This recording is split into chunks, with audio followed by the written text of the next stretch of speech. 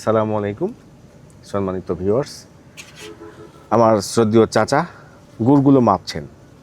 আচ্ছা, গুড়ের সঙ্গে অনেক সময় যে অনেকেই বলে যে গুড়ের সঙ্গে চিনি মিক্স করে বা হাইড্রোস মিক্স করে বা অন্যান্য কেমিক্যাল মিক্স করে, এই বিষয়ে আপনার বক্তব্য কি? এই কেমিক্যাল দিয়ে কালার করে সুন্দর করে এই ভারতের যে চিট গুড়টা আসে ওগুলা দিয়ে এই চিনি মিক্সড করি ওরা বাজারজাত করি। কি জন্য? এই গুড়টা শুধুমাত্র আমরা খেজুরের গাছ নিজে লাগা নিজে হাতে যত্ন সহ এই গুড়টা আমরা তৈরি করি বাজারজাত করি, আজ মানুষের মাঝে দিচ্ছি। আচ্ছা, এই যে গামলায় যখন আপনার গুড়টা ঢালছেন, গামলা কি পরিষ্কার করা ছিল? হ্যাঁ, সব কিছু আমার ঘরের ভিতরে আমরা পরিষ্কার করে রাখি এবং খুব যত্ন সহ এটি পাবলিকের মাঝে আমরা বিতরণ করি।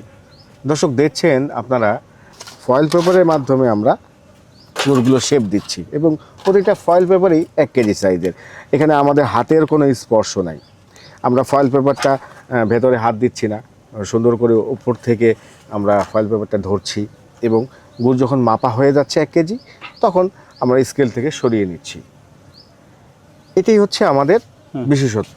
আমরা সবসময় পরিষ্কার পরিচ্ছন্নভাবে গুড়গুলো তৈরি করে সেগুলো বাজারজাত করার জন্য রেডি করি। ধন্যবাদ সবাইকে।